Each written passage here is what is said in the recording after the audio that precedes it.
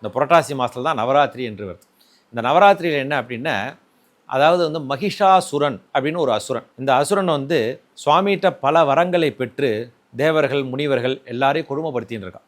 எல்லாரையும் கொடுமைப்படுத்தும் போது எல்லாரும் போய் சிவபெருமான்கிட்ட போய் கேட்குறா, இது மாதிரி நீங்கள் அந்த அசுரனுக்கு வந்து எல்லா வரங்களையும் கொடுத்துட்டீங்க, அவன் வந்து எங்கள் எல்லாரையும் கொடுமைப்படுத்தின்னு இருக்கான், எங்களுக்கு அது நல்ல வழி காமிக்கணும் நீங்கள் அப்படின்னு சொல்லி எல்லாம் சுவாமிகிட்ட போய் கேட்கும்போது தேவர்கள் முனிவர்கள் ரிஷிகள் எல்லாரும் போய் கேட்குறா. எல்லாரும் கேட்கும்போது வரம் கொடுப்பது மட்டும்தான் நான், அதை சரி பண்ணணும் அப்படின்னா ஆதி பராசக்தி அம்பாவை தான் பார்க்கணும் அப்படிங்கிறா. சரி அப்படின்னு சொல்லிட்டு அம்பாவை போய் எல்லோரும் பார்க்குறா. இது மாதிரி வரத்தை கொடுத்துட்டார் சுவாமி, இந்த வரத்தை நிவர்த்தி பண்ணி நாங்கள் எல்லாருமே வந்து நல்லபடியாக இருக்கணும், அதுக்கு நீங்கள் தான் அருள் புரியணும் அப்படின்னு சொல்லி அம்பாள்கிட்ட போய் பிரார்த்தனை பண்ணுறா. அம்பாள் ஒன்று என்ன பண்ணுறா அப்படின்னா, இந்த 330 கோடி தேவர்களோட சக்தியை என்கிட்ட கொடுத்துரு, என்னோட சக்தி ஒரு சக்தியால் அதை அவனை அழிக்க முடியாது, இந்த தேவர்களோட சக்தியெல்லாம் என்கிட்ட வந்துடணும் அப்படிங்கிறா. அதுக்காக தான் நவராத்திரியில் கொலு வைப்பாங்க.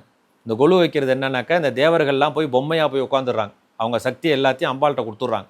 இந்த 10 நாட்களுக்கும் நவராத்திரி வந்து அமாவாசை முடிஞ்சு மறுநாள்லேருந்து பிரதம திதியிலேருந்து தசமி திதி வரைக்கும் விஜயதசமி வரைக்கும் இந்த 330 கோடி தேவர்களோட சக்தி அம்பாள்கிட்ட தான் இருக்குது. நம்ம அந்த அம்பாளை போய் இந்த நவராத்திரியில் வழிபட்டோம் அப்படின்னாலே 330 கோடி தேவர்களையும் வழிபட்ட பலன் நமக்கு கிடச்சிரும். இந்த சக்தி எல்லாமே அம்பாள்கிட்ட தான் இருக்குது. 3 நாள் 3 துர்க்கை அம்மன் வந்து தபஸ் பண்ணுறா 3 நாளைக்கு.